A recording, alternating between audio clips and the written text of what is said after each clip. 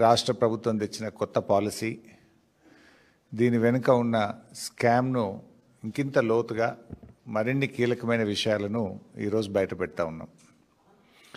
స్ట్రైట్గా లాస్ట్లో ఒక 8 క్వశ్చన్స్ ఉంటాయి. అవి 8 కూడా లాస్ట్లో చెప్పడం జరుగుతుంది. అంటే ఇంకా కొన్ని కొత్త అంశాలు, ముఖ్యంగా ఈ హిల్ టీపీ అంటే ఏదైతే Hyderabad industrial land transformation policy అని నిన్న రాష్ట్ర ప్రభుత్వం తెచ్చిందో, ఇది మరొక తాజా స్కామ్. కుంభకోణాలకు కేర్ ఆఫ్ అడ్రస్ అయినటువంటి కాంగ్రెస్ పార్టీ కొత్తగా చేస్తున్నటువంటి తాజా స్కామే ఈ HILTP. నిజంగా చెప్పాలంటే ఇది Hyderabad industrial land transformation policy కాదు, Hyderabad industrial lands looting policy. పారిశ్రామిక వాడల్లోని దాదాపు 10,000 ఎకరాల భూమిని పప్పు బెల్లాల్లో అమ్ముకునేటువంటి ఒక కుట్ర, ఒక పెద్ద స్కామ్ ఈరోజు రాష్ట్ర ప్రభుత్వం తెరలేపింది. అధికారంలో వచ్చిన నాటి నుంచి కూడా రేవంత్ రెడ్డి గారి ప్రభుత్వం అడ్డగోలు దోపిడీ మీదనే దృష్టి పెట్టింది. లగచెర్ల కావచ్చు, HCU భూములు కావచ్చు, ఇట్లా ఏది చూసినా కూడా దాని వెనుక ఒక దోపిడీ. ప్రజలకి ఏం చేయాలనే ధోరణి కంటే కూడా ఎక్కడ ఎంత దోపిడీ చేయాలన్నదే రేవంత్ గారి ఆలోచన విధానం. మా హయాంలో రోజు అనుమతుల వార్తలు వచ్చేది. ఇవాళ గూగుల్ వచ్చింది, లేకపోతే ఇంకో పెద్ద కంపెనీ వచ్చింది, చైనా నుంచి ఒక కంపెనీ వచ్చింది. అనుమతుల వార్తలేమో బీఆర్ఎస్ హయాంలో వస్తే, అమ్మకాల వార్తలేమో కాంగ్రెస్ హయాంలో వస్తూ ఉన్నాయి. ఇది బీఆర్ఎస్కు కాంగ్రెస్కు ఉన్న తేడా. ప్రతిరోజు ఒక కొత్త ఇండస్ట్రీ వచ్చింది, కొత్త పెట్టుబడి వచ్చింది అనేది మా పాలసీ. ఇవాళ ప్రతిరోజు ఇవాళ హౌసింగ్ బోర్డు భూముల అమ్మకం, ఇవాళ ప్రభుత్వ భూముల అమ్మకం, ఇవాళ TGIC భూముల అమ్మకం, ఇవాళ ఇండస్ట్రియల్ ల్యాండ్ల భూముల అమ్మకం, రోజు భూముల అమ్మకాలు. ఇది కాంగ్రెస్ పార్టీ యొక్క పాలసీ. అంటే గతంలో ఇదే రేవంత్ రెడ్డి గారు, బీఆర్ఎస్ ప్రభుత్వం ప్రజల అవసరాలను దృష్టిలో పెట్టుకొని LB నగర్లో ఒక టిమ్స్ ఆసుపత్రి, సనత్ నగర్లో ఒక టిమ్స్ ఆసుపత్రి, మల్కాజ్గిరిలో అల్వాల్లో ఒక టిమ్స్ ఆసుపత్రి, ఇట్లా మేము అదేవిధంగా ఎర్రమంజిల్ కాలనీలో గవర్నమెంట్ క్వార్టర్స్ R&B ల్యాండ్ ఉంటే మేము అమ్మలే. అక్కడ నిమ్స్లో మరో 2,000 పడకల ఆసుపత్రి ప్రజల అవసరాల కోసం, నిమ్స్ యొక్క ఎక్స్పాన్షన్ 1,400 పడకలు ఉంటే మరో 2,000 యాడ్ చేయాలని చెప్పి మేము ఆలోచించినాం. కానీ రేవంత్ రెడ్డి గారు ఏం ఆలోచిస్తున్నారు? ఎకరాలు, గజాలు, గుంటలు మొత్తం అమ్ముతున్నాడు. చివరికి హౌసింగ్ బోర్డులో మొన్న ఏదో పేపర్లో యాడ్ వస్తే చూసిన, కుక్కట్పల్లిలో 6 గజాలు 8 గజాలు కూడా అమ్ముతుండు. ఆడ 8 గజాలు పెట్టుంటే దాన్ని కూడా అమ్మకానికి పెట్టిండు. 8 గజాలు 6 గజాలు కూడా అమ్ముతుండు. 1,000 ఎకరాలు అమ్ముతుండు, గుంటలు అమ్ముతున్నాడు, గజాలు కూడా అమ్ముతున్నాడు. ఏం మిగులుస్తలేడు. గతంలో ఇదే రేవంత్ రెడ్డి గారు ఏమన్నారు? ఆనాడు బీఆర్ఎస్ ప్రభుత్వము ప్రభుత్వ అవసరాలను గుర్తుంచుకొని అక్కడో ఇక్కడో నిరుపయోగమైనటువంటి భూములను ఈ రాష్ట్రం యొక్క ప్రజల అవసరాల కోసం మేము అమ్మితే ఆ రోజు అడ్డగోలుగా మాట్లాడినాడు. ఒకసారి ఆ వీడియో కూడా చూద్దాం. ఇది పెద్దలు ఇచ్చిన ఆస్తి. మనం బ్రతకడానికి మన సోకులకు ఈ భూములు అమ్మొద్దు. ఒకవేళ ఈ భూములను అమ్మితే భవిష్యత్తులో ప్రజల అవసరం కోసం ఏదైనా నిర్మించాలన్నా ప్రభుత్వ ఆసుపత్రులు కానీ, విద్యాలయాలు కానీ, చివరికి చచ్చిపోతే శ్మశానాలకు కూడా భూమి లేని పరిస్థితి ఉంటది. వీటిని ఎట్టి పరిస్థితుల్లో అమ్మకూడదు. తెలంగాణ జాతి సంపదను భవిష్యత్ తరాలకు ప్రభుత్వ భూమి అందుబాటులో లేకపోతే చివరికి శ్మశానాలకు కూడా కరువు వచ్చే పరిస్థితి ఉంటది. కాబట్టి ఈ భూములను అమ్మొద్దు అని చెప్పి ఒక పక్కన తెలంగాణ వాదులు చర్చ చేస్తున్నారు. మరి ఆనాడేమో భూములు అమ్మొద్దు అని ఇదే రేవంత్ రెడ్డి శుద్ధపూస లెక్క మాటలు మాట్లాడిండు. ఇవాళ గుంటలు, గజాలు ఏమి లేకుండా తెగనమ్మే ప్రయత్నం చేస్తూ ఉన్నాడు. మరి భవిష్యత్తులో తెలంగాణలో ఈ ప్రాంతంలో ఆసుపత్రుల కోసం కానీ, పాఠశాలలు, కాలేజీల కోసం కానీ, పార్కుల కోసం కానీ ఈ ప్రాంత అభివృద్ధికి ల్యాండ్లు అవసరం లేదా? మొన్న జూబ్లీ హిల్స్ ఎన్నికల్లో చూసాం. హడావిడిగా రేవంత్ రెడ్డి గారు ముస్లిం గ్రేవ్ యార్డ్కు, కబ్రస్థాన్కు ల్యాండ్ కేటాయిస్తే అది మిలిటరీ వాళ్ళు వచ్చి మా ల్యాండ్ అన్నారు. మరి ఆ ల్యాండ్ లేక ఇబ్బంది అవుతుంది కదా. మరి ఇటువంటి భూములను కాపాడి పెట్టుకుంటే రేపు తెలంగాణలో భవిష్యత్ అవసరాలకు అవసరం ఉండవా? ఇతర రాష్ట్రాల్లో ఏం చేస్తున్నారు? ఇట్లాంటి పారిశ్రామిక ల్యాండ్స్ మహారాష్ట్ర కానీ కొన్ని రాష్ట్రాలు గుజరాత్ కానీ సిటీ డెవలప్ అయితే 50% భూమి ప్రభుత్వం తీసుకుంటుంది, మిగతా 50%ను ఇలాంటి ఓ 50% 100% ఫీజు తీసుకొని రెగ్యులరైజ్ చేస్తుండ్రు. కానీ నువ్వేం చేస్తున్నావు?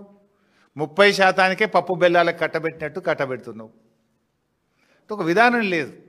ఇవాళ రేవంత్ రెడ్డి గారు హెచ్ఎండిఏ భూములు, టీజీఐసి భూములు, హౌసింగ్ బోర్డులు భూములు, స్వగృహ భూములు ఏవి లేకుండా తెగనెమ్ముతా ఉన్నాడు. ఈయన అనుముల రేవంత్ రెడ్డి కాదు, అమ్మకాల రేవంత్ రెడ్డి అయిపోయాడు. మొత్తం రాష్ట్రాన్ని అమ్మదొప్పుతా ఉన్నాడు. ఇవాళ దేశంలోనే అతిపెద్ద కుంభకోణం ఇవాళ కాంగ్రెస్ పార్టీ తెరలేపిందని చెప్పొచ్చు. బీఆర్ఎస్ పార్టీ చెప్పినటువంటి మాటలు, నిన్న కేటీఆర్ గారు చెప్పినటువంటి మాటలు అక్షర సత్యము అని నిన్నటి మంత్రి గారి మాటలతో రుజువైపోయింది, తేటతెల్లమైపోయింది. థ్యాంక్స్ టు శ్రీధర్ బాబు గారు. నిజాన్ని కొంతవరకు ఒప్పుకున్నాడు. ఆయన కొంత దాచే ప్రయత్నం చేసింది కానీ కొన్ని ఒప్పుకోక తప్పలేదు. ఈ HILTP హిల్ టీపీ పాలసీ ఏదైతే ఉందో ఇది అతిపెద్ద స్కామ్. ఈ రాష్ట్ర ప్రభుత్వం ఉపయోగిస్తున్న ఒక ఆయుధం. వేల కోట్లు, లక్షల కోట్లు కొల్లగొట్టడానికి తెరలేపినటువంటి స్కామ్ ఇది. పారిశ్రామిక వాడల్లో ఆ రోజుల్లో పిల్లలకు ఉద్యోగాలు రావాలని తక్కువ ధరకే పారిశ్రామికవేత్తలకు భూములు కేటాయించారు. 9,292 ఎకరాల భూమిని ఇవాళ 30%, అది కూడా రిజిస్ట్రేషన్ వాల్యూ 30% రిజిస్ట్రేషన్ వాల్యూలో కట్టించుకుంటే రాష్ట్ర ప్రభుత్వానికి 4 నుంచి 5 వేల కోట్ల ఆదాయం వస్తుందని నిన్న మంత్రి గారు చెప్పారు. నేను చెప్పలే, శ్రీధర్ బాబు గారే చెప్పారు. స్పష్టంగా చెప్పిన ప్రెస్ మీట్లో, మేము ఈ 9,292 ఎకరాలు అమ్మేస్తున్నాం, రిజిస్ట్రేషన్ వాల్యూలో 30% కడితే మాకు 4-5 వేల కోట్ల ఆదాయం వస్తుంది అన్నారు. మరి నిజంగా ఈరోజు ఆ 9,292 ఎకరాల భూమి విలువ ఎంత ఈరోజు మార్కెట్లో? ఖచ్చితంగా 5 లక్షలకు తగ్గదు. 5 లక్షల కోట్ల రూపాయల విలువ కలిగిన భూమి. మరి నేను అడుగుతా ఉన్న శ్రీధర్ బాబు గారిని, ఈ ప్రభుత్వాన్ని, ఈ 5 లక్షల కోట్ల విలువ కలిగిన భూమిని 4-5 వేల కోట్లకే ఎందుకు కట్టబెడతా ఉన్నారు? అంటే మిగతా 4,95,000 కోట్లు స్కామ్ కాకపోతే ఏంటి? దాన్ని ఏమనాలే? మీరే చెప్పింది కదా 4-5 వేల కోట్లే వస్తాయని. ఈరోజు బహిరంగ మార్కెట్లో ఈ భూమి విలువ 5 లక్షల కోట్లు. 5 లక్షల కోట్ల విలువ కలిగిన భూమిని ఎందుకు 4-5 వేల కోట్లకే కట్టబెడుతున్నారు? దీని వెనుక ఉన్న మతలబేందో చెప్పాలి. ఈరోజు మంత్రి గారు ఇంకోటి బుకాయించే ప్రయత్నం కూడా చేసిండ్రు నిన్న.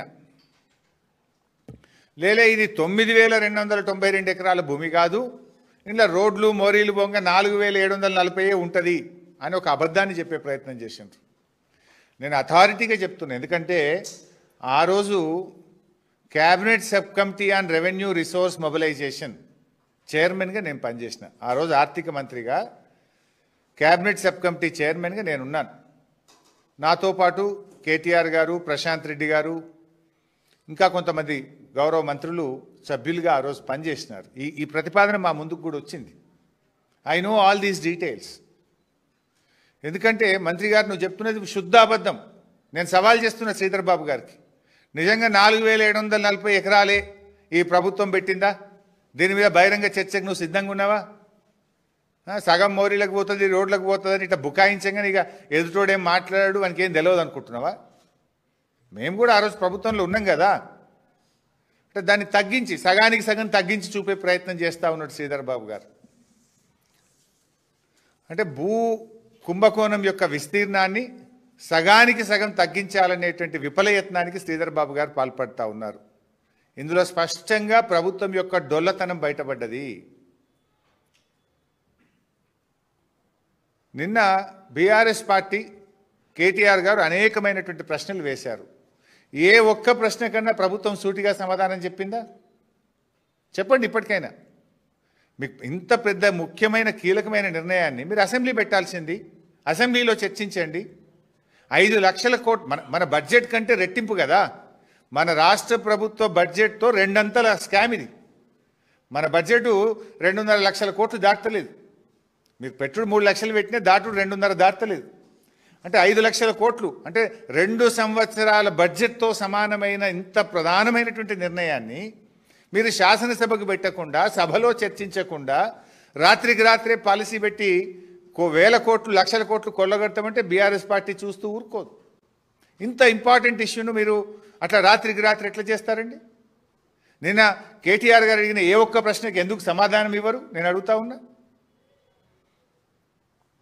ఇప్పుడు ప్రభుత్వం ఆనాడు బీఆర్ఎస్ ప్రభుత్వం సెలెక్టెడ్గా కోర్టు కేసులు ఉండే అప్పటికే కిరణ్ కుమార్ రెడ్డి ప్రభుత్వం నిర్ణయం తీసుకున్నది. ఆ భూములు ఆజామాబాద్ భూములు వాళ్ళకి ఇవ్వాలని కిరణ్ కుమార్ రెడ్డి ప్రభుత్వం నిర్ణయం తీసుకుంది. దాని మీద వాళ్ళు హైకోర్టు నుంచి ఆర్డర్ తెచ్చుకున్నారు. సో కోర్టు ఆర్డర్ ఉందని చెప్పి ఆ రోజు మేము రెగ్యులరైజ్ చేయాలని చెప్పి నిర్ణయించినాం. ఒక్క ఆజామాబాద్ నిర్ణయిస్తే కూడా ఆ రోజు మేము 200% కట్టాలన్నాం. సబ్ రిజిస్ట్రేషన్ వాల్యూ మీద 200% కట్టాలని నిర్ణయం తీసుకున్నాం. అంటే మీకు బాగా అర్థం కావాలి, ప్రజలకు అర్థం కావాలంటే అక్కడ ఒక గజం 100 రూపాయలు ఉందనుకోండి, 100 రూపాయలు సబ్ రిజిస్ట్రేషన్ కార్డ్ వాల్యూ, మనం రిజిస్ట్రేషన్ ఆఫీస్లో పోయి ఫీజు కడతాం కదా, ఆ కార్డ్ వాల్యూ 100 రూపాయలు ఉందనుకోండి, ఆ రోజు 200 రూపాయలు రాష్ట్ర ప్రభుత్వానికి కడితే మీకు ఆ భూమిని ఫ్రీ హోల్డ్ చేస్తాము అని ఆనాడు బీఆర్ఎస్ ప్రభుత్వం నిర్ణయం తీసుకుంది. ఇవాళ కాంగ్రెస్ ఏం నిర్ణయం తీసుకుంది? అదే 100 రూపాయలు రిజిస్ట్రేషన్ కార్డ్ వాల్యూ ఉంటే మీరు 30 రూపాయలు కట్టండి చాలు మీకు ఫ్రీ హోల్డ్ చేస్తాము అంటుంది కాంగ్రెస్ పార్టీ. అంటే ఎంత లుక్సాన్ అవుతుంది గవర్నమెంట్ ఖజానాకు? గజానికి 170 రూపాయలు లుక్సాన్ అయినట్టేనా? మేము 100 ఉంటే 200 కట్టమని మేమన్నాం. మీరేమంటున్నారు? 100 ఉంటే 30 రూపాయలు కట్టండి చాలు మీకు ఫ్రీ హోల్డ్ చేస్తాం, ఈ భూమి మీకు దారాదత్తం చేస్తాము అంటున్నారు. అంటే 170 రూపాయలు నష్టమవుతుంది కదా. నేను జస్ట్ టు అండర్స్టాండ్ చెప్తా ఉన్నా. అందుకే 5 లక్షల కోట్లు రావాల్సిన చోట 5,000 కోట్లు మాత్రమే వస్తాయి అని మంత్రి గారు నిన్న ఉన్న నిజాన్ని మంచిగా కుండబద్దలు కొట్టినట్టు బయట పెట్టిండు. అందుకే ఆయనకు థ్యాంక్స్ కూడా చెప్పిన నేను.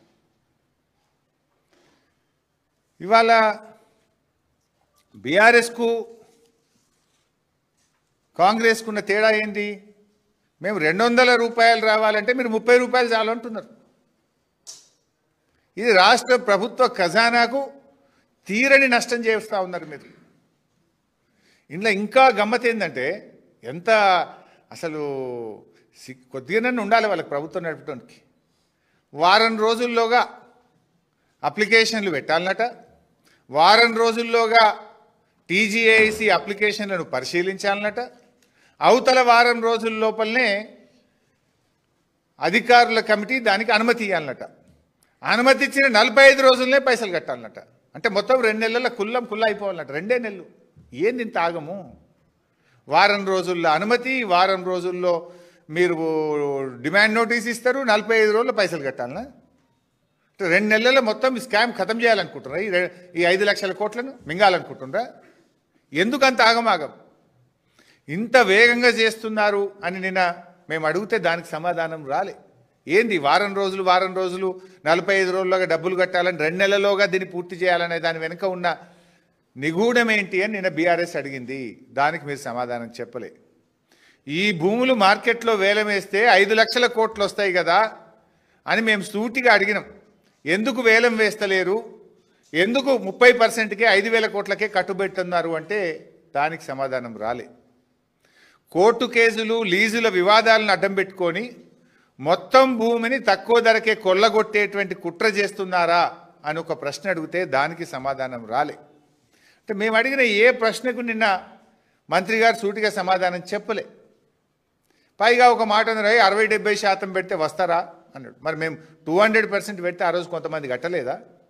పక్క రాష్ట్రాల్లో 50% భూమి తీసుకొని మిగతా 50% చేస్తలేరా? ఆ 50% తీసుకుంటే ఇడ కూడా ఒక 4-5 వేల ఎకరాలు వస్తే హైదరాబాద్లో ఒక లంగ్ స్పేస్, అరే ఒక బస్ డిపో కడదామన్నా, ఒక బస్ స్టాండ్ కడదామన్నా, ఒక హాస్పిటల్ కడదామన్నా, ఒక కాలేజీ కడదామన్నా, ఒక స్కూల్ కడదామన్నా, ఒక పార్కు కడదామన్నా ప్రజలకు హైదరాబాద్లో ల్యాండ్ దొరుకుతుందా? అన్నా నువ్వే మాట్లాడినావు కదా, నీ నోరా మోరా? మేము శ్మశాన వాటికకు బొందలగడ్డ కూడా జాగ ఉండదని మాట్లాడినావు కదా. ఇవాళ నువ్వు బొందలగడ్డ కూడా జాగ లేకుండా గజాలు కూడా ఎందుకు అమ్ముతున్నావు మిస్టర్ రేవంత్ రెడ్డి?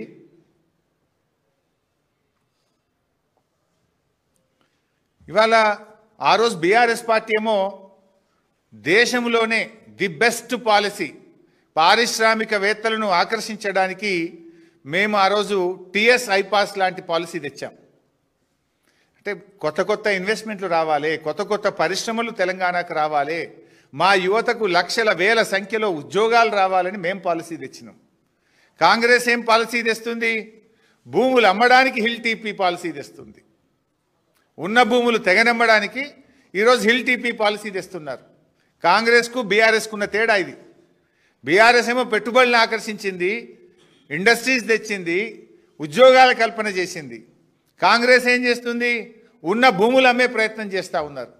ఇక్కడ ఇంకోటి అర్థం చేసుకోవాలి మీరు. పాలసీ ఏంది? ఓఆర్ఆర్ లోపల ఉన్నటువంటి కాలుష్యానికి కారణమైన పరిశ్రమలు బయటకు తరలించాలి. కానీ వీళ్ళేం పెట్టినరు? అన్నీ కొన్ని గ్రీన్ ఇండస్ట్రీ ఉంది, కొంత కాలుష్య రహితమైన పరిశ్రమలు, ఉద్యోగాలు కల్పించే వ్యాపారాలు కూడా నడుస్తున్నాయి. ఇప్పుడు నీ పాలసీ ప్రకారం ఏంది? వాళ్ళు కూడా పోతే ఉన్న ఉద్యోగాలు కూడా ఉడవీకే కథం ఇది. ఉద్యోగాల కల్పన మాది, ఉద్యోగాలు ఉడబెట్టే కథం ఇది. ఓఆర్ఆర్ లోపల there are some green industries, no pollution. ఇలా వాళ్ళకు కూడా నువ్వు పాలసీ పెట్టి మీరు కూడా తీసుకోండి రా బై, ఎందుకంటే ఆర్ఆర్ ట్యాక్స్ కావాలి కదా మీకు.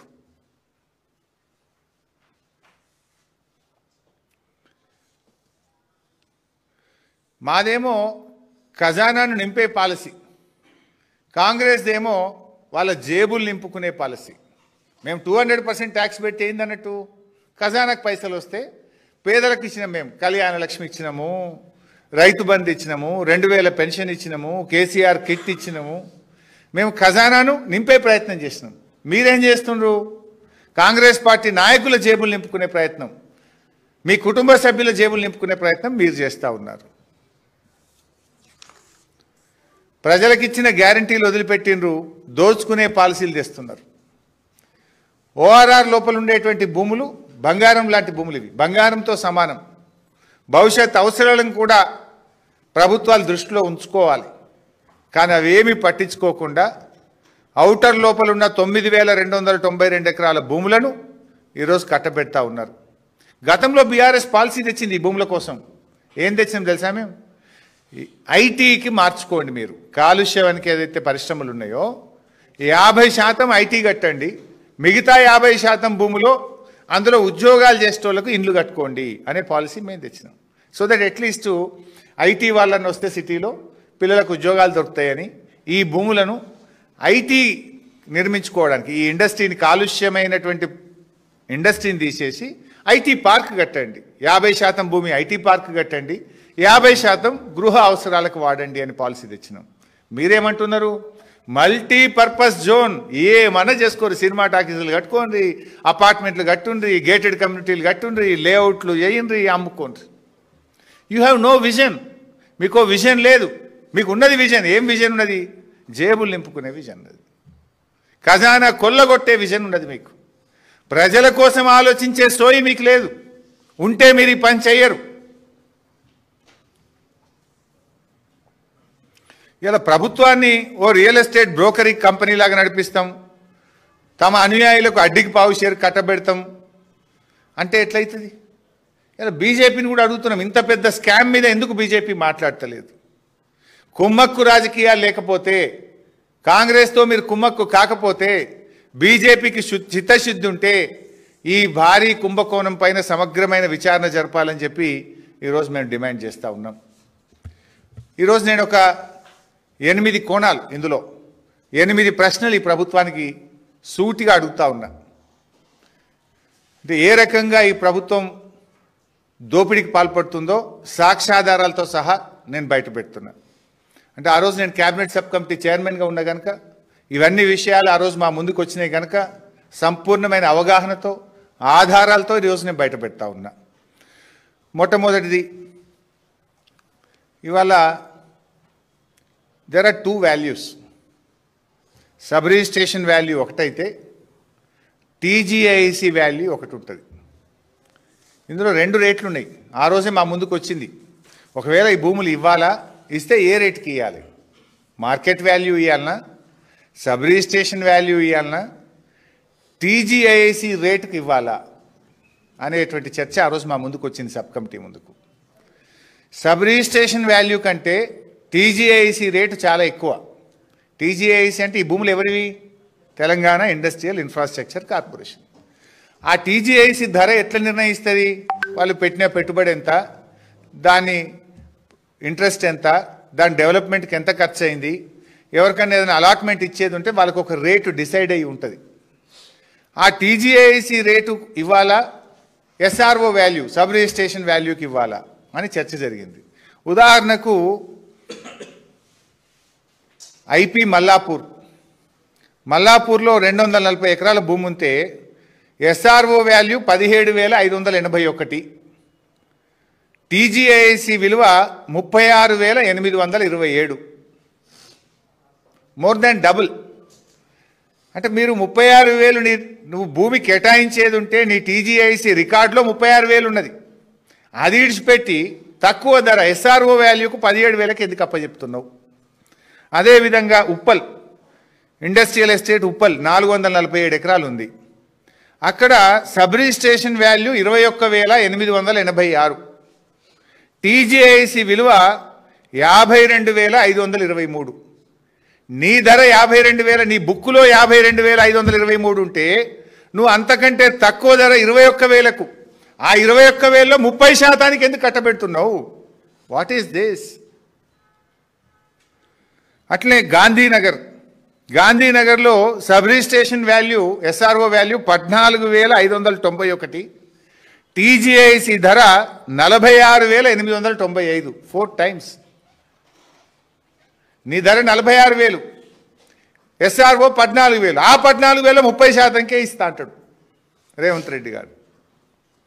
అట్లు చాలా ఉన్నాయి. ఇంక అట్లా పోతే Hayathnagar 14,591 SRO value, TGIC value 54,340. ఇవన్నీ మీకు డీటెయిల్స్ అన్ని విడుదల చేస్తా. మొత్తం 21 ఇండస్ట్రియల్ ఎస్టేట్స్ ఉన్నాయి. ఎస్ఆర్ఓ వాల్యూ ఏమో తక్కువ, టీజీఐసి రేట్ ఏమో ఎక్కువ.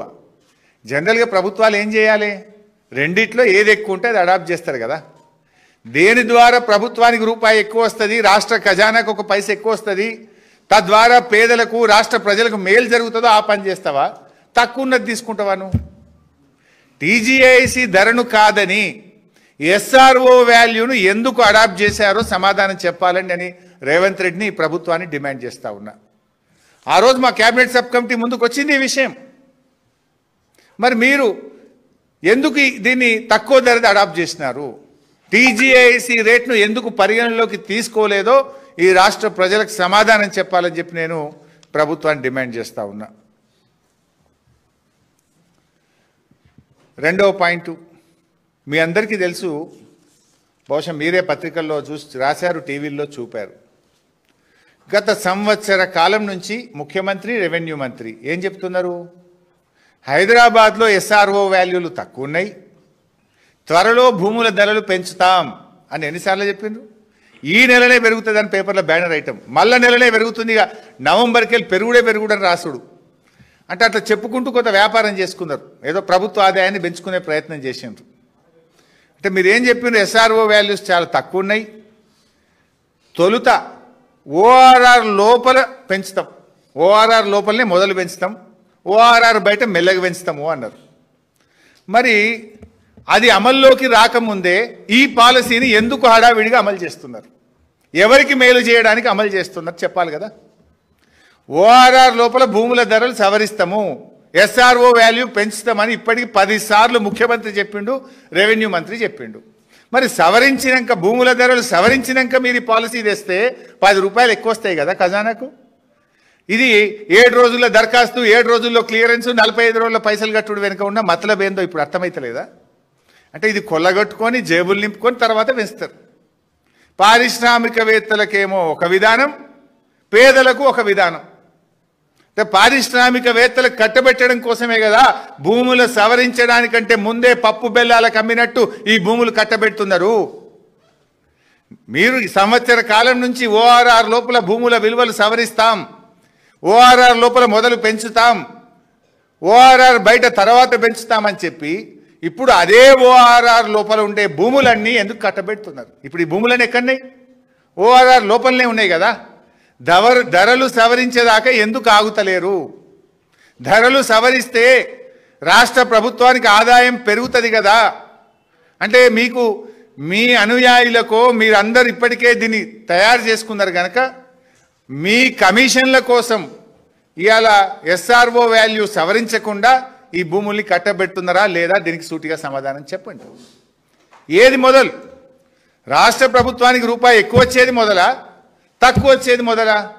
భూములు సవరించినాక ఈ పాలసీ తెస్తే 4 రూపాయలు ఎక్కువ వస్తాయి కదా, ఎందుకు చేయట్లేదో ఈ రాష్ట్ర ప్రజలకు సమాధానం చెప్పాలి. ఇది question number 2. Then question number 3, ఇందాక నేను చెప్పిందే, బీఆర్ఎస్ 100 రూపాయలు అక్కడ గజం ఉంటే 200 రూపాయలు తీసుకున్నది, కానీ మీరు 30 రూపాయలకే ఎందుకు ఇస్తున్నారు? Already there is a policy. BRS అది కూడా హైకోర్టు డైరెక్షన్ ఉంటే తెచ్చినాం. ఆ రోజు 100 ఉంటే 200 తీసుకుందామన్నాం, మీరు 30 రూపాయలకే ఇస్తున్నారు. 170 రూపాయలు లాస్ అవుతుంది కదా, ఎందుకు 30 రూపాయలకు తగ్గించారు? దీనివల్ల రాష్ట్ర ఖజానాకు రాష్ట్ర ప్రభుత్వానికి నష్టం జరుగుతుందా జరగదా? 200ని 30 రూపాయలకు ఎందుకు తగ్గించారు? తద్వారా లక్షల కోట్లు ఈ రాష్ట్ర ప్రభుత్వ ఖజానాకు నష్టం, ఈ రాష్ట్ర ప్రజలకు నష్టం కదా. దానికి మీరు ఇచ్చే సమాధానం ఏంటి? నంబర్ 3. నంబర్ 4, అప్పట్లో మేము ఎల్ఆర్ఎస్ తెస్తే నో ఎల్ఆర్ఎస్ నో బీఆర్ఎస్ అని మమ్మల్ని తిట్టిరా. ఎల్ఆర్ఎస్ ఏంది బైసాబ్? ఎల్ఆర్ఎస్ అంటే మీలాంటి వాళ్ళు, ఒక పేదవాళ్ళు, అమాయకులో ఆ లేఅవుట్కి అనుమతి ఉందో లేదో తెలియక పట్టా భూమిని డబ్బులు కట్టి రిజిస్ట్రేషన్ ఆఫీస్లో ఫీజు కట్టి ఓ 300 గజాలు 200 గజాలు కొనుక్కున్నారు. ఒక పేదవాడు 300 గజాలు కొనుక్కుంటే ఎల్ఆర్ఎస్కి ఎంత వసూలు చేసింది బైసాబ్? ఎల్ఆర్ఎస్ అంటే పట్టా భూమి, డబ్బులు పెట్టి కొనుక్కున్న భూమి, రిజిస్ట్రేషన్ ఆఫీస్లో ప్రభుత్వానికి బాజాప్తా రుసుము కట్టి రిజిస్ట్రేషన్ చేసుకున్న భూమి, అది లేఅవుట్ రెగ్యులరైజేషన్ స్కీమ్. ఒక ఎల్ఆర్ఎస్లో, ఇది LRS GO, this is the GO of LRS, GO number 135. ఈ జీవోను మొన్న కాంగ్రెస్ పార్టీ అమలు చేసింది. ఈ జీవోలో ఉదాహరణకు 30,000 నుంచి 50,000 ఎస్ఆర్ఓ వాల్యూ ఉంటే ఎస్ఆర్ఓ వాల్యూ మీద 80% కట్టాలి. ఇక్కడ చూస్తే మీరు 30 నుంచి 50 అన్నాడు కదా, ఐపీ సనత్ నగర్ 52,000 రూపాయలు ఎస్ఆర్ఓ వాల్యూ ఉంది. 52,000 ఉంటే ఎంత కట్టాలి మరి? ఒక పేదవాడైతే 80%, 100% తీసుకున్నారు సబ్ రిజిస్ట్రేషన్ వాల్యూ మీద, కానీ ఇక్కడ 30%కే ఇస్తున్నారు. ఒక పేదవాడు ఒక 200 గజాలో 300 గజాలో ఇన్నోసెంట్గా లేఅవుట్కి అనుమతి ఉందో లేదో చూసి కొంటేనేమో ముక్కుబిండి 80% వసూలు చేసిండ్రే. 80%, 60% వసూలు చేసిండ్రు. ఇప్పుడు ఐడిఏ నాచారం 25,000 ఉంది ఎస్ఆర్ఓ వాల్యూ, మౌలాలి 24,000 ఉంది, కూకట్పల్లి 31,000 ఉంది. ఇవి చూసినా 60%, 80%. ఇదే కూకట్పల్లిలో ఒక లేఅవుట్ రెగ్యులరైజేషన్ స్కీమ్ కింద ఎల్ఆర్ఎస్లో ఎవరైనా దరఖాస్తు పెడితే 80% తీసుకున్నారు ఎల్ఆర్ఎస్లో కూకట్పల్లిలో. ఇప్పుడు అదే కూకట్పల్లి ఇండస్ట్రియల్ ఎస్టేట్లో 30%కే భూమి రెగ్యులరైజ్ చేస్తూ multiple zone, not residential, multiple zone. నువ్వు సినిమా థియేటర్ కట్టు, కమర్షియల్ కాంప్లెక్స్ కట్టు, నువ్వు ఏమన్నా చేసుకో, మల్టిపుల్ జోన్గా కన్వర్ట్ చేస్తుండే. ఒక పేదవాడికి ఎల్ఆర్ఎస్ చేయమంటేనేమో ముక్కుబిండి 80% వసూలు చేసిండ్రు. 80% రిజిస్ట్రేషన్ వాల్యూ వేరే, మళ్ళా రుసుములు వేరే, దరఖాస్తు రుసుము, ప్రాసెసింగ్ రుసుము, రకరకాల రుసుములు పెట్టి వసూలు చేసిండ్రు. అంటే పేదవాడికి ఒక న్యాయం, పెద్దోడికి ఒక న్యాయం. ఇది ఎల్ఆర్ఎస్లో 60%, 80% ఎస్ఆర్ఓ వాల్యూలో ముక్కుబిండి వసూలు చేస్తుంది. బడా పారిశ్రామికవేత్తలకేమో 30%కే కట్టబెడుతుంది. దీనికి మీరు ఇచ్చే సమాధానం ఏంది? పేదవాడికో న్యాయం, పెద్దోడికో న్యాయం ఉంటుందా అని అడుగుతా ఉన్నా. 300 గజాల ప్లాట్ కొనుక్కున్న, ఇల్లు కట్టుకుందామనే ఒక రోజువారి కూలి, ఒక ప్రైవేట్ ఉద్యోగి, ఒక చిరు ఉద్యోగి దగ్గర ఎస్ఆర్ఓ వాల్యూలో 80% వసూలు చేసిండ్రు. 1,000 కోట్లకు పడగలెత్తిన పారిశ్రామికవేత్త దగ్గర 30%కే మీరు మల్టిపుల్ జోన్ కన్వర్ట్ చేస్తే నీతి ఎక్కడిది అని అడుగుతా ఉన్నా. What is this policy? ఈ పాలసీ ఎవరి కోసం? ప్రభుత్వం ఈరోజు సమాధానం చెప్పాలి ప్రజలకని అడుగుతా ఉన్నా. This is point number 4. ఇకపోతే పాయింట్ నెంబర్ 5. జనరల్గా దసరాకు దీపావళికి ఆఫర్లు ఉంటాయి కదా. దసరా ఆఫర్, దీపావళి బోనంజా, ఒక 2 చీరలు కొంటే 3వ చీర ఫ్రీ, లేకపోతే ఏముంటే కేజీ సేల్, కిలో సేల్. ఇప్పుడు ఇంట్లో ఆఫర్ పెట్టిండు రేవంత్ రెడ్డి, ఇంట్లో బంపర్ ఆఫర్ పెట్టిండు ఇంకోటి ఇంట్లో ఈ పాలసీలో. దసరా దీపావళి బోనంజా పెట్టినట్టు రేవంత్ రెడ్డి బోనంజా ఉన్నది ఇంట్లో ఇంకోటి. ఏంటి ఆఫరు? 30% ల్యాండ్ కన్వర్ట్ చేయడమే కాదు, నార్మల్గా ఏముంటుంది ఇప్పుడు మా మిత్రుడు రఘు గారికి 1 ఎకరం భూమి ఉన్నది. ఆ ఎకరం భూమి అగ్రికల్చర్ వ్యవసాయ భూమి ఉన్నది రఘుకు. అదృష్టం బాగుండి కొంచెం టౌన్ పెరిగింది, దాన్ని రెసిడెన్షియల్గా మార్చాలి లేదా కమర్షియల్గా మార్చాలి, హైవే ఫేసింగ్ ఉంది. దానికి ఏమంటారు? CLU, change of land use fee కట్టాలి HMDAలో. CLU ఫీజు ఉంటుంది, ఇంకేదో ప్రాసెసింగ్ ఫీజు ఉంటుంది.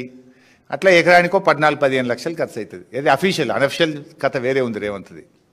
అఫీషియల్దే 14-15 లక్షలు అవుతుంది. ఏది HMDA పరిధిలో చేంజ్ ఆఫ్ ల్యాండ్ యూస్కు కట్టాల్సిన ఫీజు 14-15 లక్షలు మినిమం ఉంటుంది. అది అగ్రికల్చర్ నుంచి రెసిడెన్షియల్ కావచ్చు, అగ్రికల్చర్ నుంచి ఇండస్ట్రీ కావచ్చు, అగ్రికల్చర్ నుంచి మల్టీపర్పస్ జోన్ కావచ్చు, అగ్రికల్చర్ నుంచి టూరిజం కల్చరల్ జోన్ కావచ్చు. ఇలా రకరకాల జోన్స్ ఉంటాయి. సరే, ఒక్కొక్క జోన్కు ఒక రేట్ ఉన్నది. ఎవరు చేంజ్ ఆఫ్ ల్యాండ్ యూస్కి అప్లై చేసినా HMDAలో there is a fees. Minimum ఎకరానికి 15 లక్షలు అవుతుంది. ఇక్కడ దసరా దీపావళి బోనంజా అయింది రేవంత్ రెడ్డి గారిది అంటే నువ్వు ఏ ఫీజులు కట్టదాన్ని మాఫ్. ఈ 30%లోనే ఆల్ ప్రాసెసింగ్ ఫీజు కూడా మేమే చూసుకుంటాం. HMDA change of land use ఇంట్లోనే, GHMC ఏదైనా ఉంటాయి ఇంట్లోనే, నాలా కన్వర్షన్ ఉంటాయి ఇంట్లోనే. ఇక రెవెన్యూనికి రూపాయి కట్టద్దు, HMDAనికి రూపాయి కట్టద్దు, అంతా ఆల్ ఫ్రీ. ఇది దసరా బోనంజా, ఇక రేవంత్ రెడ్డి బోనంజా. ఇది ఈ 30% అన్యాయం. వాస్తవానికి TGIC రేట్ ఒకటి, SRO రేట్ ఒకటి. TGIC రేటు 3 అంతలు ఉంటే అది ఇడిచిపెట్టి SRO రేటు పెట్టిండు. ఆ SRO రేట్లో ఆ రోజు మేము 200% తీసుకుంటే ఈ పుణ్యాత్ముడు 30% చాలంటుండు. ఈ 30% ఘోరంరా నాయన అంటే దాంట్లో all fees bonus, change of land use, నాలా కన్వర్షన్, ఇంకా ఏం దరఖాస్తు పెట్టుడద్దు, ఏ ఆఫీస్కి పోవడద్దు, ఏ ఫీజు కట్టుడద్దు, అన్ని మాఫీ, అన్ని మేమే ఇస్తాం ఇలానే అంటుండు. ఇది దీపావళి బోనంజా. దీనికి సమాధానం చెప్పాలి ప్రభుత్వం. దీని విలువ ఈ 9,200 ఎకరాలకు HMDA కానీ నాలా కానీ ఈ కన్వర్షన్ ఫీజుల విలువ 13,500 కోట్లు. 13,500 కోట్లు. ఇది రాష్ట్ర ప్రభుత్వానికి వచ్చే డబ్బు కదా. HMDAకి వస్తే ఎవరికి ఉపయోగపడుతుంది? హైదరాబాద్ ప్రజలకు 4 ఫ్లైఓవర్లు కట్టచ్చు, 4 అండర్ పాస్లు కట్టచ్చు, స్ట్రాంగ్ వాటర్ డ్రైన్స్ కట్టచ్చు. ఇది ప్రజల డబ్బు, హైదరాబాద్ ప్రజల డబ్బు. ఇది కాంగ్రెస్ నాయకుల జేబుల్లో కొల్లగొట్టే కుట్ర. ఇది 30% అయింది, మళ్ళీ ఫీజులు మాఫీ అయింది. దీనికి సమాధానం చెప్పాలి. ఇది question number 5. Now question number 6.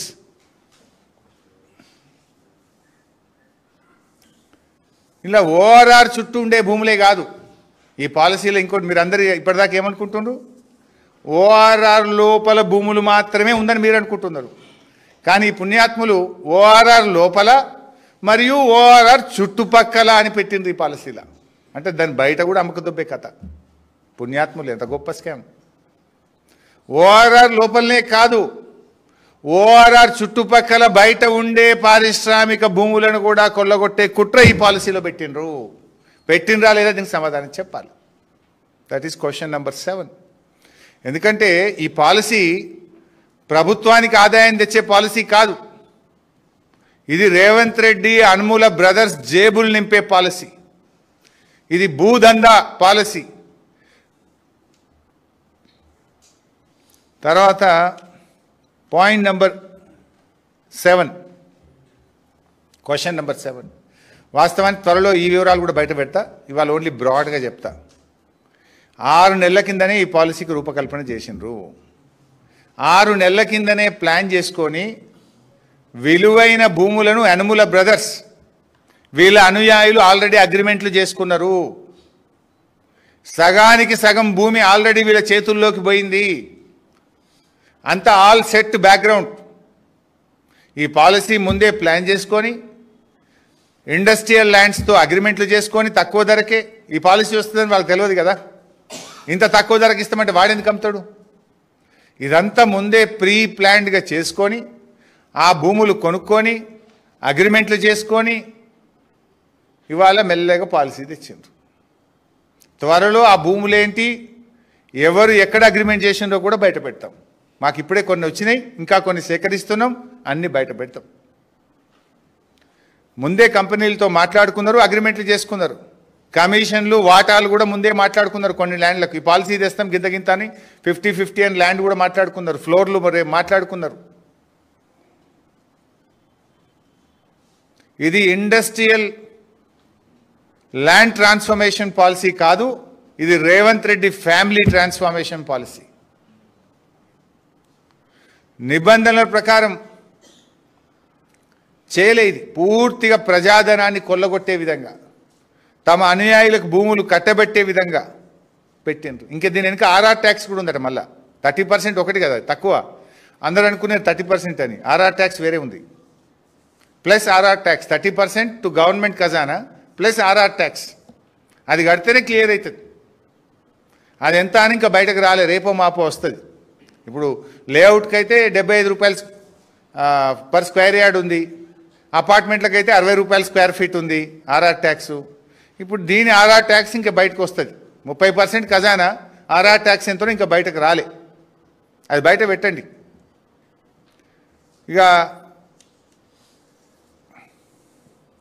Last question 8. ఈ వచ్చిన డబ్బు అట్లీస్ట్ 30% వస్తుంది కదా. పోనీ 30% డబ్బునైనా పారిశ్రామికవేత్తలు ఎంతోమంది ఇండస్ట్రీస్ వచ్చిండ్రు, వాళ్ళు ఇన్సెంటివ్స్ ఏమన్నా చెల్లిస్తారా? కొత్త పారిశ్రామిక వాడల అభివృద్ధికి ఉపయోగిస్తారా? ఇండస్ట్రీస్ను ఆకర్షించడానికి పెద్ద ఎత్తున ఇన్సెంటివ్స్ ఇవ్వడమో, బయట ల్యాండ్లు కొని కొత్త ఇండస్ట్రియల్ కారిడార్స్ డెవలప్ చేయడానికి వాడతారా? లేదు మీ కమిషన్ల కోసం ఈ వచ్చిన డబ్బును బడా బడా కాంట్రాక్టర్ల బిల్లులు చెల్లిస్తారా కూడా ప్రజలకు సమాధానం చెప్పాలి. Because this money belongs to TGIC. TGIC భూములు అమ్మితే టీజీఐసికి డబ్బులు వస్తాయి. తెలంగాణ ఇండస్ట్రియల్ ఇన్ఫ్రాస్ట్రక్చర్ కార్పొరేషన్ మరి పారిశ్రామిక వాడల అభివృద్ధికో, పరిశ్రమలను ఆకర్షించడానికో, పరిశ్రమలకు ఇన్సెంటివ్స్ చెల్లించడానికో, నిరుద్యోగ యువతకు ఉపాధి కల్పించడానికో ఉపయోగించాలి. ఈ డబ్బును దానికి ఉపయోగిస్తారా? మీ కమిషన్ల కోసం బడా బడా కాంట్రాక్టర్ల బిల్లులు చెల్లించడానికి ఉపయోగిస్తారా? దీనికి కూడా ఈ 8వ ప్రశ్నకు కూడా సమాధానం చెప్పాలని ప్రభుత్వాన్ని మేము డిమాండ్ చేస్తూ ఉన్నాం. ఎందుకంటే ఫైనల్గా నేను కోరేది ఒక్కటే, ఆ రోజుల్లో ఆనాటి పాలకులు ఇక్కడ పరిశ్రమలు రావాలి, మన యువతకు ఉద్యోగాలు రావాలని ఆ రోజుల్లో ఈ భూములు తక్కువ ధరకే పారిశ్రామికవేత్తలకు ఇచ్చారు. కారణాలు ఏదేమైనా పొల్యూషన్ వల్ల కావచ్చు, పరిశ్రమలు మూతపడ్డాయి కావచ్చు. మరి వాళ్ళను బయట కావాలంటే భూములు ఇవ్వండి, ప్రత్యామ్నాయ భూములు ఇచ్చి పరిశ్రమలు తరలించండి, ప్రజల ఆరోగ్యాన్ని కాపాడండి. కానీ మళ్ళీ మీరేం చేస్తున్నారు? 30%కే ఆ భూములను వాళ్ళకు దారాదత్తం చేసి, ఫీజులు లేకుండా మల్టిపుల్ జోన్గా కన్వర్ట్ చేసి, వాళ్ళను బిల్డర్లుగా, రియల్ ఎస్టేట్ వ్యాపారులుగా తయారు చేస్తున్నారు. ఆల్రెడీ ఒకసారి ఇన్సెంటివ్ ఇస్తుంది, మళ్ళీ రెండోసారి ఇన్సెంటివ్లు ఇచ్చి రియల్ ఎస్టేట్ వ్యాపారం కోసం ప్రభుత్వం ఎందుకు పూనుకోవాల్సిన అవసరం ఉంది? Why government is taking this initiation? Incentive దేనికి? ఇన్సెంటివ్ ఇస్తే 10 లక్షల మంది పిల్లలకు ఉద్యోగాలు వస్తాయంటే ఇన్సెంటివ్ ఇవ్వాలి. ఇప్పుడు గతంలో పాలసీ తెచ్చిండ్రు, ఇదే ఇండస్ట్రియల్ ల్యాండ్ను 50% ఐటీ కట్టండి, 50% ఇండ్లు కట్టండి. ఎస్, ఒక ఐటీ పార్క్ వస్తే ఉద్యోగాలు వస్తాయి. మీరు ఏంటి కమర్షియల్ కోసం, సినిమా టాకీస్ల కోసం, రిక్రియేషన్ కోసం, రియల్ ఎస్టేట్ వ్యాపారం కోసం ఎందుకు మీరు ఇన్సెంటివ్లు ఇస్తున్నారు? రెండవసారి ఇన్సెంటివ్ ఇవ్వాల్సిన అవసరం ఏంది? ఇది ఆలోచించాల్సిన అవసరం ఉంది. ఇది నిజంగానే ఇవాళ ఒక లక్షల కోట్ల రూపాయల స్కామ్. ఇది ఈ రాష్ట్రానికి బహుశా భారతదేశంలో ఇంత పెద్ద భూ స్కామ్ లేదు. The biggest land scam in India. మీకు నిజాయితీ ఉంటే వెంటనే అసెంబ్లీని పిలవండి. ఆ రోజు అసెంబ్లీ ఒక్కటే రోజు పెట్టి పారిపోయింది కదా. మళ్ళీ పెడతాం ఇక వారంలో పెడతాం, 10 రోజులే పెడతాం అన్నారు. 3 నెలల అసెంబ్లీ పెట్టండి. అసెంబ్లీ పెట్టి చర్చకు పెట్టండి దీని మీద. This is public property. 4 కోట్ల ప్రజల ఆస్తి ఇది. ఇది మీ అయ్య జాగిరి కాదు, మీ సొంతం కాదు. మీరు 5 ఏళ్ల కోసం మాత్రమే వచ్చిన ప్రభుత్వం మీది. మీరు 5 ఏళ్లు పాలించడానికి మాత్రమే మీకు అవకాశాలు ఇచ్చారు. తాతల తండ్రుల తరతరాల ఆస్తిని మీ ఇష్టం వచ్చినట్టు అమ్ముకోవడానికి మీకు అధికారం లేదు. రేపటి భవిష్యత్ తరాలను దృష్టిలో పెట్టుకొని పాలన చెయ్యాలి. కానీ మీ ఇష్టం వచ్చినట్టుగా ఈ భూములు అమ్ముతామంటే బీఆర్ఎస్ పార్టీ చూస్తూ ఊరుకోదు. We demand for in immediate assembly session పెట్టండి. ఈ పాలసీని చర్చకు పెట్టండి. ఓపెన్గా డిస్కస్ చేద్దాం. ప్రజల సమక్షంలో డిస్కస్ చేద్దాం. ప్రజల కోసం మాట్లాడదాం. పారదర్శకమైన పాలసీ తీసుకురావాలి తప్ప మీరు ఈ రకంగా ఇష్టం వచ్చినట్టు కొల్లగొడితే బీఆర్ఎస్ పార్టీ ప్రజల పక్షాన పోరాడుతుంది. ఎందుకంటే మీరు ఏది అడిగినా ఈరోజు డబ్బులు లేవంటారు. మరి డబ్బులు వచ్చే ఈ అవకాశాన్ని భవిష్యత్ అవసరాలను దృష్టిలో పెట్టుకోకుండా మీ జేబులు నింపుకోవడానికి పాలసీలు తెస్తే రేపు ప్రజలకు అన్యాయం జరుగుతుంది, భవిష్యత్ తరాలకు అన్యాయం జరుగుతుంది, హైదరాబాద్ నగరానికి శాశ్వతమైన అన్యాయం జరుగుతుంది. కనుక బీఆర్ఎస్ దీని పక్షాన ప్రశ్నిస్తుంది. ఇక సొల్లు మాట్లాడతారు, నాకు తెలుసు. ఇప్పుడు నేను పెట్టినా కదా, మళ్ళీ నా మీద ఏదో సొల్లు ఎప్పుడన్నా మాట్లాడు, నాకు అభ్యంతరం లేదు. నిన్న కేటీఆర్ గారు కొన్ని ప్రశ్నలు వేశారు. ఈరోజు నేను ఒక 8 సూటి ప్రశ్నలు వేసిన. మీకు నిజాయితీ ఉంటే నేను అడిగిన ప్రశ్నలకు, బీఆర్ఎస్ అడిగిన ప్రశ్నలకు సూటిగా సమాధానం చెప్పండి. మీకు ధైర్యం ఉంటే అసెంబ్లీ పెట్టి చర్చకు పెట్టండి. ఇక మళ్ళా వాళ్ళని వీళ్ళని పెట్టి సొల్లు తిట్టించుడు అది ఎప్పుడు జరిగేదే. ఎవరు అట్లా చేస్తారు? సమాధానం లేకపోతే, తప్పుడు చర్యలకు పాల్పడితే, అవినీతి జరిగితే మీరు మాట్లాడరు. మీరు పారదర్శకంగా ఉంటే అసెంబ్లీ పెడతారు. మీరు పారదర్శకంగా ఉంటే మా ప్రశ్నలకు సమాధానం చెప్తారు. లేకపోతే ఎల్లైనో పుల్లైనో పెట్టి మళ్ళీ తిట్టించే కార్యక్రమం పెడతావు, నాకు తెలుసు. దానివల్ల ఏమొస్తుంది? ప్రజలు చాలా తెలివైన వాళ్ళు కదా. నువ్వు మా ప్రశ్నలకు సమాధానాలు ఇచ్చినవా, నువ్వు రివర్స్లా తిట్టించే కార్యక్రమం పెడుతున్నావా? నువ్వు తిట్టినా కేసులు పెట్టినా నిన్ను వదలం. మేము ప్రధాన ప్రతిపక్షంగా ప్రజల హక్కులు, ప్రజల ఆస్తులు కాపాడడమే మా బాధ్యత. ప్రజలు మాకు ఇచ్చిన బాధ్యత. ప్రతిపక్షంగా వాళ్ళ గొంతుకై మాట్లాడమన్నారు. ఈ రాష్ట్ర ప్రభుత్వ ఆస్తులను, ప్రజల యొక్క హక్కులను, ప్రజలకు ఇచ్చిన హామీలను అమలు చేయించడం కోసమే బీఆర్ఎస్ పోరాడుతుంది. బీఆర్ఎస్కు ఆ బాధ్యత ప్రజలు ఇచ్చిండ్రు. నువ్వు మా మీద కేసులు పెడతా, మా గొంతు నొక్కుతా, లేదా మా మీద తిట్ల దండకం పెడతా, ఏం పెట్టినా నేను వదిలిపెట్టాం, ప్రశ్నిస్తూనే ఉంటాం. దీని మీద సూటిగా బీఆర్ఎస్ అడిగిన అన్ని ప్రశ్నలకు సమాధానం చెప్పాలని, శాసనసభ సమావేశపరచాలని, దీనిపైన పూర్తి చర్చ జరగాలని బీఆర్ఎస్ డిమాండ్ చేస్తుంది. Thank you.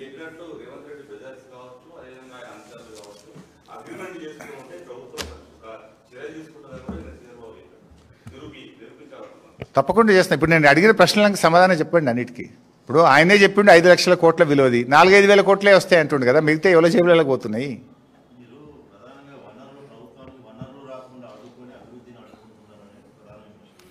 ఇప్పుడు రేవంత్ రెడ్డి గారు ఇప్పటికి ఎన్ని భూములు అమ్మిండు? మేము ఎక్కడన్నా కోకాపేట భూములు అమ్మినావు, మొన్న ఇక్కడ అదేది హౌసింగ్ బోర్డు భూములు కుకట్పల్లిలో అమ్మినావు, మైండ్ స్పేస్లో అమ్మినావు. మేము ఎక్కడన్నా అడ్డుకున్నామా? ఇవి అడ్డికి పావు షేర్కు పుట్నాల పేలాలకు అమ్మినట్టు అమ్మితే ఇది రాష్ట్ర ప్రభుత్వ ఖజానాకు నష్టం జరుగుతుంది. కనుక మేము ప్రశ్నిస్తున్నాం. మా ప్రశ్నలకు సమాధానం చెప్పు నువ్వు సూటిగా. లేదు బహిరంగ చర్చకు రా, లేదు అసెంబ్లీ సమావేశపరచు. Thank you.